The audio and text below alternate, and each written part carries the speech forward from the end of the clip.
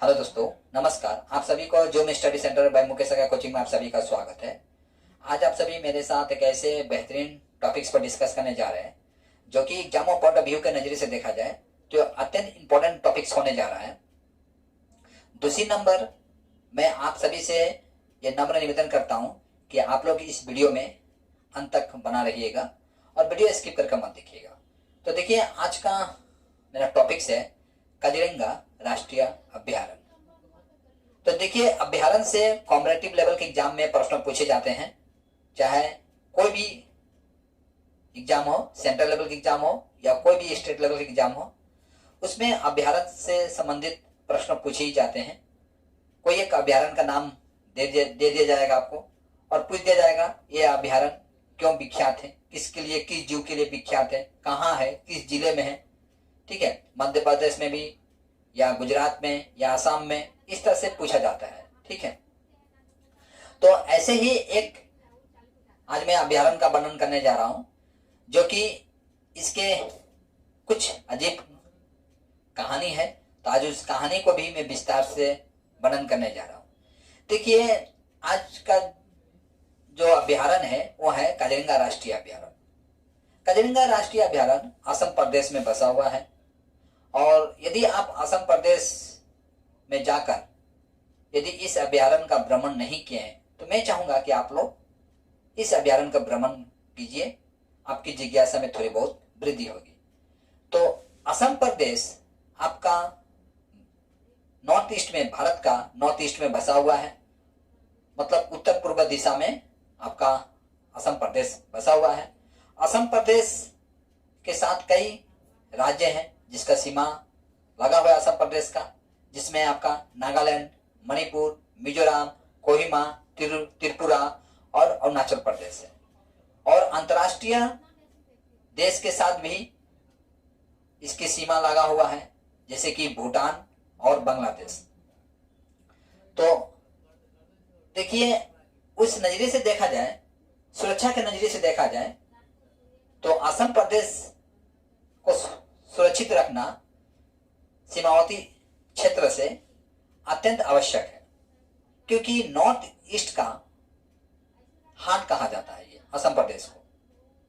क्योंकि असम प्रदेश में आप प्रवेश कर जाते हैं तो असम प्रदेश से किसी भी प्रदेश में प्रवेश कर सकते हैं नॉर्थ ईस्ट का, क्योंकि इसके जो सीमा है आपका छह राज्य से लगा हुआ है। ठीक है, और साथ साथ में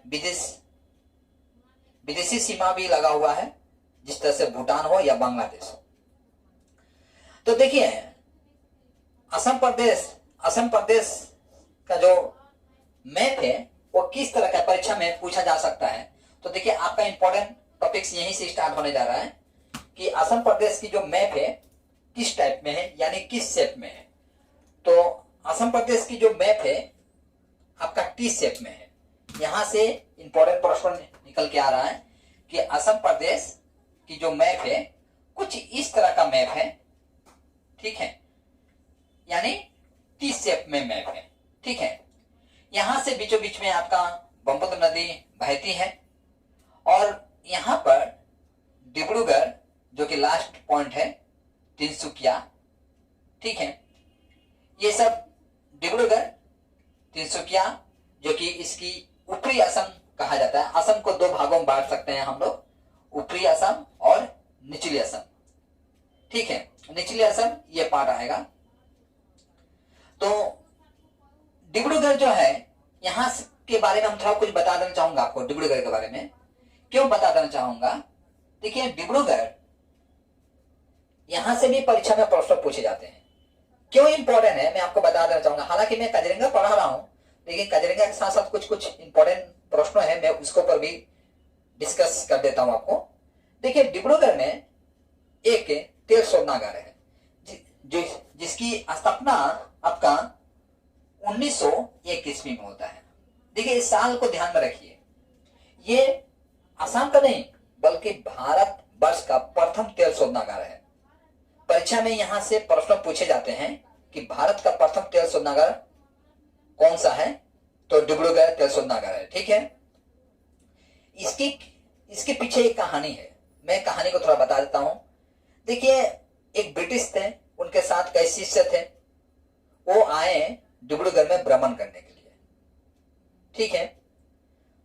तो जब वो भ्रमण करते समय में जब वो नदी किनारे गए तो नदी में देखें जो पानी बह रही है उसमें कुछ तेल का अंश है। जैसे जानते हैं आप, पानी में तेल डाल दिया जाए तो तेल ऊपर तैरने लगता है, तो पानी में भी देखिए कुछ तेल का अंश है। तो उनका दिमाग खनका और उनको लगा कि आई थिंक आसपास यदि खुदाई किया जाए तो में भी तेल प्राप्त हो सकता है। इसके बाद क्या, उन्होंने ब्रिटिश अधिकारी को बताया। ब्रिटिश अधिकारी पूरा टीम लेकर पहुंच गई वहां पर, और वहां पर छानबीन किया गया तो वहां पर तेल प्रचुर मात्रा में प्राप्त हो गया। देखिए, आसाम के साथ साथ आपका देखते हैं कि आसाम में तेल शोधनागार है, साथ साथ में आपका बम्बई से भी तेल प्राप्त होता है। अच्छा, तो अपने छात्र को कह रहे थे डिग बॉय, डिग मतलब होता है खोदना, बॉय मतलब लड़का। अपने लड़कों को बोल रहे थे कि बच्चे यहाँ पर खोदो। आप खोद रहे थे, बच्चे खोद रहे थे, तो खोदने के साथ साथ जब गड्ढा कर रहे थे, डिप कर रहे थे, तो पानी प्राप्त होने की जगह पर तेल प्राप्त हो रहा था। तो वहां पर भारत का प्रथम ये जो तेल शोधनागार स्थापित किया गया, ये आसाम का नहीं बल्कि भारत का प्रथम तेल शोधनागार है। परीक्षा में यहां से प्रश्न पूछा जाता है, तेल शोधनागार, भारत के प्रथम तेल शोधनागार कहां स्थापित किया गया है? तो असम प्रदेश के डिब्रूगढ़ जिले में। डिब्रूगढ़ को पहले डिग बॉय कहा जाता था। डिग बॉय, बॉय मतलब लड़का, डिग मतलब खोदना। डिग बॉय को ही बाद में डिब्रूगढ़, ठीक है, डिब्रूगढ़ के नाम से जाना जाता है, ठीक है। अच्छा, अब हम डिब्रूगढ़ से प्रस्थान कर रहे हैं और आसाम की बात करें और वहां चाय की बात ना करें, कुछ अधूरा हो जाएगा। तो आसाम जो है चाय के लिए प्रसिद्ध है, और यहाँ के मुख्य भोजन जो है आसाम का क्या है? आपका चावल। यहाँ पर 3 किस्म की चावल उगाई जाती है। जैसे कि आप जानते हैं, वेस्ट बंगाल में भी चावल का उत्पादन किया जाता है। भारत में सबसे ज्यादा चावल का उत्पादन यानी धान का उत्पादन सबसे ज्यादा होता है। तो कहाँ होता है? वेस्ट बंगाल में, पश्चिम बंगाल में। तो पश्चिम बंगाल में साल में 1 बार उगाया जाता है, जबकि आसाम में साल में 3 बार उगाया जाता है। मतलब हर 4 महीने के बाद यहाँ पर चावल उगाया जाता है। सॉरी, चावल में कह दिया, धान उगाया जाता है हर 4 महीने के बाद। यदि आप आसाम का भ्रमण करेंगे तो आप यहाँ की खेती को देखकर आश्चर्य हो जाएंगे। क्यों आश्चर्य हो जाएंगे? कहीं देखेंगे कि धान जो है पूरी तरह से तैयार हो चुका है, कहीं देखेंगे कि धान की कटाई हो रहा है, कहीं देखेंगे धान बोया जाता है। तो आपको समझ में नहीं आएगा कि भैया हमारे यहाँ तो धान एक समय में बोया जाता है, एक समय काटा जाता है, और एक समय फसल तैयार हो जाता है। यहाँ पर कहीं काटा जा रहा है तो कहीं बोया जा रहा है, कहीं धान तैयार होने में और कुछ दिन बाकी है। तो आश्चर्य होने की कोई बात नहीं है। यहाँ पर जो है भरपूर पानी की व्यवस्था है। यहाँ की जो छोटी बड़ी जो नदियां हैं, इसकी संख्या अत्यधिक है।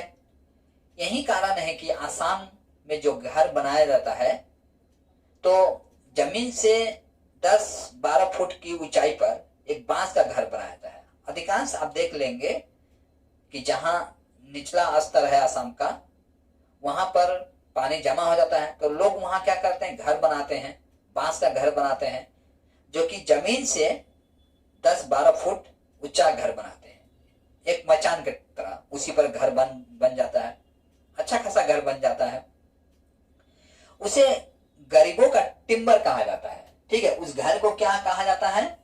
गरीबों का टिम्बर। ये देखिए, मैं घर बना दिया आपको, ये नीचे में पानी, इसे गरीबों का टिम्बर कहा जाता है। याद रखिएगा, परीक्षा में यहां से भी प्रश्न पूछे जाते हैं कि गरीबों का टिम्बर किसे कहा जाता है? बांस के घर को कहा जाता है। कहां कहा जाता है? आसाम में। तो इस तरह हिसाब से हम तेल शोधनागार पढ़ लिए। दूसरी नंबर टिम्बर पढ़ लिए। अब हम चलते हैं आपका काजीरंगा। देखिए काजीरंगा का एक अपना कहानी है, उस कहानी को मैं विस्तार से वर्णन करने जा रहा हूं। देखिए काजीरंगा की कहानी स्टार्ट होता है आपको, पहले हम चलते हैं लोकेशन के बारे में। तो काजीरंगा है कहाँ? देखिए काजीरंगा जो कि नेशनल पार्क है वो आपका गोलाघाट और नौगांव जिला के आसपास में है। ठीक है, यदि आप कभी भ्रमण करना चाहते हैं तो आपके लिए सबसे बेटर होगा गोलाघाट डिस्ट्रिक्ट। गोलाघाट डिस्ट्रिक्ट इसलिए बेटर होगा कि गोलाघाट से काजीरंगा की जो दूरी है ना, वो कितना किलोमीटर है गोलाघाट से? देखिए ये सब डिस्ट्रिक्ट का नाम है। हाँ, गोलाघाट से सिर्फ 25 किलोमीटर है। और वहीं नौगांव से जाएंगे, नौगांव से यदि आप नौगांव पहुंच जाते हैं, असम की जनसंख्या सबसे ज्यादा नौगांव जिला में है, नौगांव से जाते हैं तो आपका 65 किलोमीटर की दूरी पर आपका काजीरंगा है। अच्छा, ये मान लीजिए आपका गोलाघाट है, ये आपका ये गोलाघाट, इसको मैं जी से दर्शा देता हूं।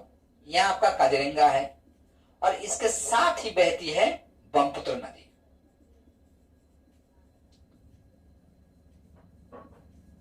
ब्रह्मपुत्र रिवर। देखिए असम, जैसे कि मैं बताया, असम प्राकृतिक संपदा में धनी है, यानी यहां पर पानी का अभाव नहीं है। संपदा की किसी भी भू संपदा हो, जल संपदा हो, आपका भरपूर है। तो यहां पर पानी की जो मात्रा है वो अत्यधिक है। थोड़े से गड्ढा खोदने से आपको जल की प्राप्ति हो जाती है। कहीं कहीं आपको क्राइसिस है, ऐसा बात नहीं है। जैसे कार्बी आंलंग एक जिला है असम में ही, वहां पर पानी का आपका अभाव है। कार्बी आंलंग जिला में या डिमा हासू में, ये सब असम की डिस्ट्रिक्ट है। अच्छा, तो ब्रह्मपुत्र नदी नहीं है, याद रखिएगा, ये नद है, यानी मेल है, पुरुष है। यहां से भी प्रश्न निकल के आता है, ब्रह्मपुत्र क्या है? नदी नहीं है बल्कि नद है।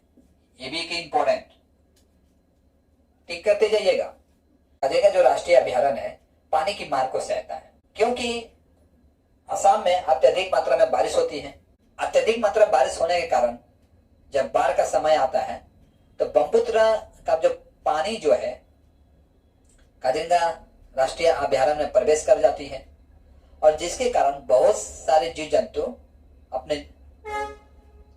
अपने जान से हाथ धो बैठते हैं। हालांकि रेस्क्यू ऑपरेशन चलाया जाता है बोट के माध्यम से। हमारे जो रेंजर हैं असम प्रदेश की, वो चलाते हैं, रेस्क्यू ऑपरेशन चलाते हैं, लेकिन कुछ हद तक सफल होते हैं तो कुछ हद तक सफल नहीं होते हैं। तो इसके पीछे ये कहानी आपको बता देना चाहता हूं काजीरंगा राष्ट्रीय अभयारण्य के बारे में। देखिए काजीरंगा राष्ट्रीय अभयारण्य की कहानी जो ये है कि 1900 कहानी इसकी स्टार्ट होती है 1904 ईस्वी में। 1904 ईस्वी में हमारे देश का जो वायसराय थे, कौन था? Viceroy Lord Curzon. ठीक है, लॉर्ड कर्जन। ये वही लॉर्ड कर्जन है जिन्होंने बंगाल को दो भागों में बांट दिया था, पूर्वी बंगाल और पश्चिमी बंगाल। ठीक है, इसकी कहानी में बंगाल विभाजन के ऊपर मैं ऑलरेडी एक सेशन कर चुका हूं, तो मैं चाहूंगा आप वहां जाके देख लीजिए बंगाल के विभाजन कैसे हुआ, क्या प्रभाव पड़ा, आप समझ जाएंगे अच्छी तरह से, जहां तक मेरी आशा है। सिंपल भाषा का प्रयोग करता हूं। अच्छा, तो 1904 ईस्वी में इनकी मिसेस सुनती है कि काजीरंगा में एक गेंडा मिलता है जो कि एक सींग वाला होता है। मतलब गेंडा के नाक पर एक प्रकार का सींग होता है जो कि सिंगल सींग। हालांकि डबल सींग वाले गेंडे विश्व के अन्य देशों में पाई जाती है, लेकिन सिंगल सींग वाले गेंडा जो है सिर्फ असम प्रदेश में ही पाया जाता है।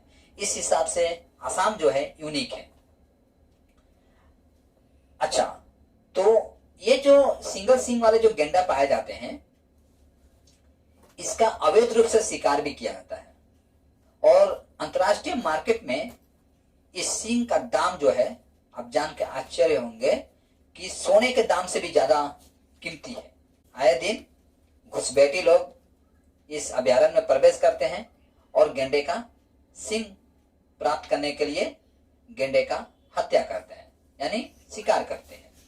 लेडी कर्जन जो थी, लेडी कर्जन अपने सहयोगियों से सुनती है 1904 ईस्वी में कि असम प्रदेश में ऐसा ऐसा है, यानी असम प्रदेश में सुनती अपने लेडी कर्जन जो है, अपने सहयोगी जो थी उनकी, उनसे सुनती है कि असम प्रदेश में एक कजेंगा एक वन है जहां पर एक सींग वाला गेंडा पाया जाता है।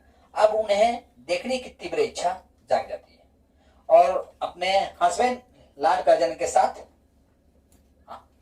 आती है। कब? 1905 ईस्वी में। ठीक है, लेकिन उन्हें कोई भी गेंडा देखने को नहीं मिलता है। अब उनका मन लगता है कि शायद आई थिंक गेंडा खतरा में है, यानी इसे सुरक्षा की आवश्यकता है। अब वो अपने हस्बैंड से रिक्वेस्ट करती है कि इस वन को एक सुरक्षित वन घोषित कर दिया जाए, यानी एक संरक्षित वन घोषित कर दिया जाए। अब कहानी यहीं से स्टार्ट होता है। देखिए, ये जो काजीरंगा जो राष्ट्रीय अभ्यारण्य जो है, यहाँ पर क्या नहीं प्राप्त होता है आपको।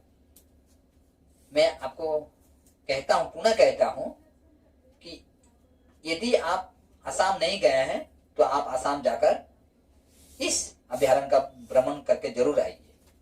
यहाँ पर आपको सांबर प्राप्त होता है, हरिण प्राप्त होता है, चीता प्राप्त होता है, बंदर प्राप्त होता है, इसके बाद हाथी प्राप्त होता है, नेवले, लंगूर सब प्राप्त होते हैं आपको।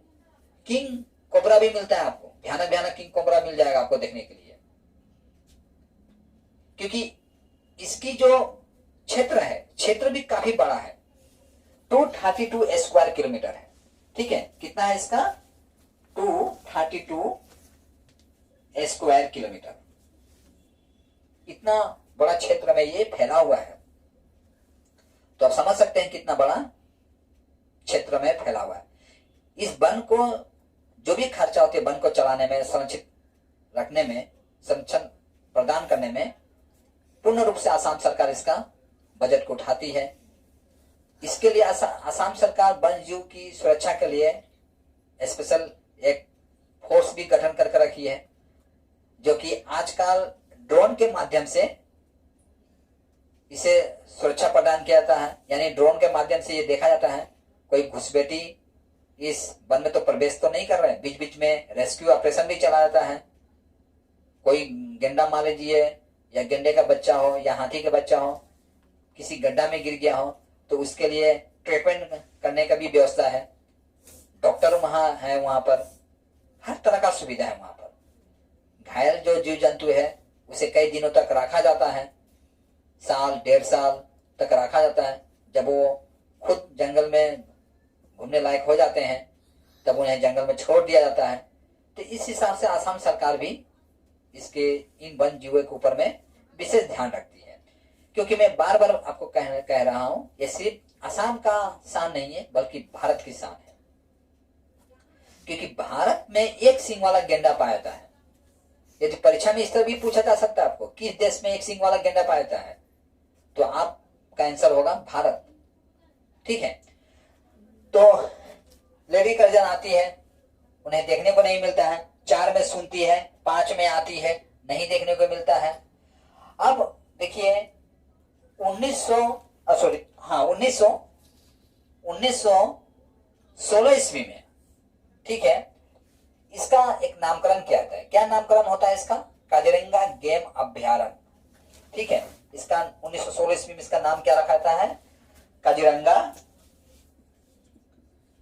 काजीरंगा गेम अभ्यारण्य। ठीक है, कब रखा जाता है? 1916 ईस्वी में। तो जाहिर सी बात है, एक वन को सुरक्षा प्रदान करने की बात की जा रही है, जीव जंतु की सुरक्षा रखने की बात कही जा रही है, और वहां पर गेम एक वर्ड है, अच्छा नहीं लग रहा है। तो इस गेम वर्ड को हटाया जाता है। गेम वर्ड को हटाकर एक और नाम दिया जाता है। क्या नाम दिया जाता है इसका? काजीरंगा वन्य जीव अभ्यारण्य। ठीक है, काजीरंगा वन्य जीव अभ्यारण्य, काजीरंगा वन जीव अभ्यारण्य। कब रखा था ये? 1950 ईस्वी में।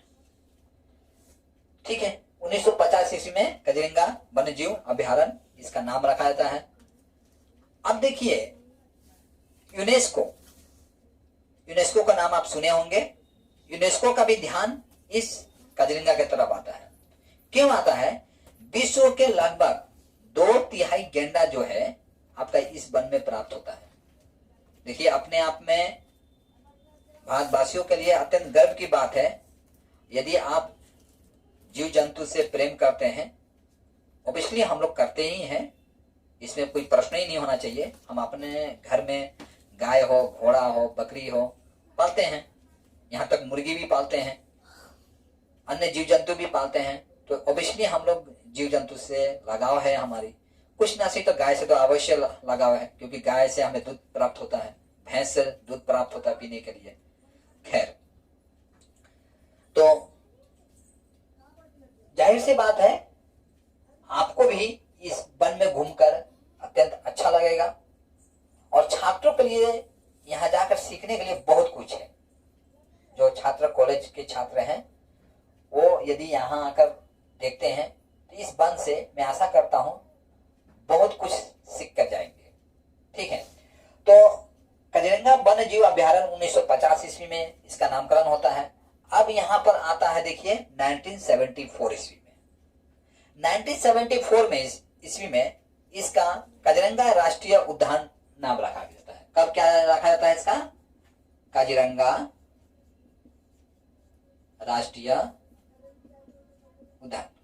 ठीक है, 1974 ईस्वी में। तो देख रहे हैं इसका 3 नाम हुआ। पहला नाम काजीरंगा गेम अभ्यारण्य। कब था इसका नाम? 1916 ईस्वी में। 1950 ईस्वी में इसका नामकरण होता है काजीरंगा वन्य जीव अभ्यारण्य। 1950 ईस्वी में काजीरंगा राष्ट्रीय उद्यान 1974 ईस्वी में। ठीक है, अब देखिए यूनेस्को का ध्यान इधर आता है। और यूनेस्को जो है ग्रीन वर्ल्ड बुक जो है उसमें भी इसका नाम दर्ज है। अच्छा, अभ्यारण्य कहने का मतलब क्या होता है? अभ्यारण्य कहने का मतलब वो होता है कि जहां वन्य जीव जंतुओं को सुरक्षा प्रदान किया जाए, या वो जीव जंतु यूनिक है उनके लिए एक विशेष सुरक्षा प्रदान किया जाता है। उसके लिए राज्य सरकार जो है विशेष कदम उठाती है। उसका खर्चा पानी जो भी कुछ है उसका सारा खर्चा कौन उठाती है? राज्य सरकार। देखिए अभ्यारण्य करने का मतलब यह है कि राज्य सरकार जो है उसका क्या करती है? उसका विशेष खर्चा उठाती है। जैसे कि मान लीजिए वन्य जीव बीमार पड़ जाए, उसके ट्रीटमेंट की खर्चा, ठीक है, या उसके लालन पालन में कुछ असुविधा आ रही है उसकी खर्चा, तो हर तरह के खर्चा यहाँ राज्य सरकार जो है उठाती है, चाहे किसी भी राज्य में क्यों ना हो, कोई भी अभ्यारण्य। ठीक है, एक हिसाब से देख रहे हैं कि हमारा जो काजीरंगा जो राष्ट्रीय अभ्यारण्य जो है अत्यंत इंपॉर्टेंट है। अच्छा, अब यहाँ पर एक और इंपॉर्टेंट टॉपिक्स है। क्या है? यूनेस्को। देखियो यहाँ पर जो यूनेस्को है इसका फुल मीनिंग परीक्षा में पूछा जाता है। तो इसका फुल मीनिंग क्या है? देखिए इसका full meaning united nation educational scientific for cultural organisation. UNESCO जो है आपका यूएनओ का ही एक पार्ट है, यानी एक हिस्सा है।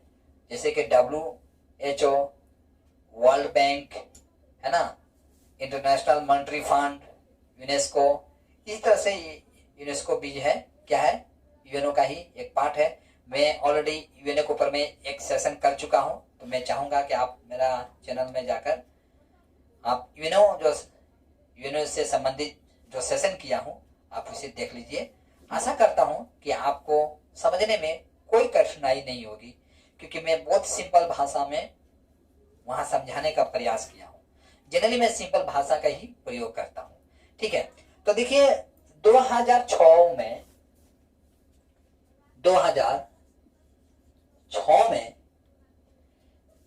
जो काजीरंगा जो अभ्यारण्य है, राष्ट्रीय अभ्यारण्य है, इसे बाघ के लिए भी एक संरक्षित अभ्यारण्य माना गया है, ठीक है।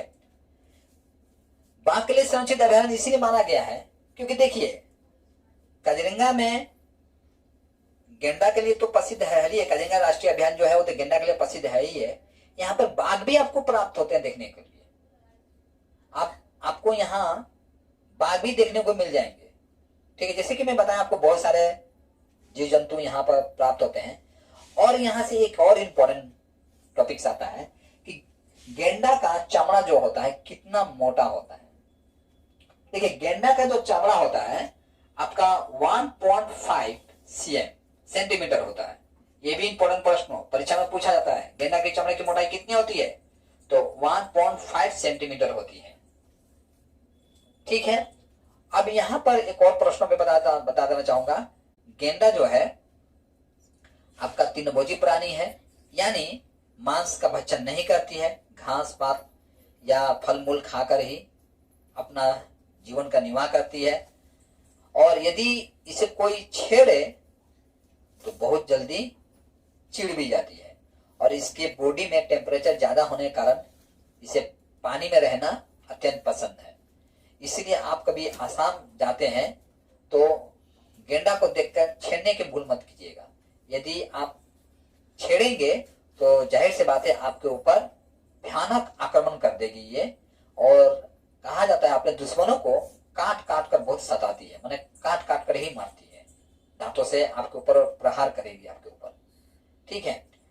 तो इस हिसाब से मैं काजीरंगा राष्ट्रीय उद्यान के बारे में आपको समझाने का प्रयास किया हूं। साथ साथ में असम के बारे में थोड़ी बहुत जो खासियत थी वो भी बताने का प्रयास किया हूं। और यहाँ पर जो काजीरंगा राष्ट्रीय अभ्यारण्य है, यहाँ पर आपको बुफेलो भी देखने को मिल जाएंगे। बुफेलो जो है आपका 57% बुफेलो इस वन में प्राप्त होते हैं। बुफेलो यानी भैंस, जंगली भैंस, ठीक है, एक प्रकार का भैंस तरह ही होते हैं लोग, ठीक है। वो भैंस नहीं जो आप घर में पालते, ठीक है। तो यहाँ पर बुफेलो भी आपको देखने को मिल जाएंगे। और इसका रिकॉर्ड देखा जाए कि काजीरंगा राष्ट्रीय उद्यान में कितना आपका गेंडा है, तो यहाँ पर गेंडा देखा जाए 2613 है एक आंकड़े के हिसाब से, ठीक है। 2018 के सरकारी आंकड़ा है ये आपका 2613 गेंडा है, जिसमें कुछ बच्चे भी हैं, कुछ नर हैं। मैं आशा करता हूं कि जो वीडियो बनाया मैं आपको इस काजीरंगा राष्ट्रीय अभ्यारण्य के ऊपर में आपको अच्छी तरह से समझ में आया होगा।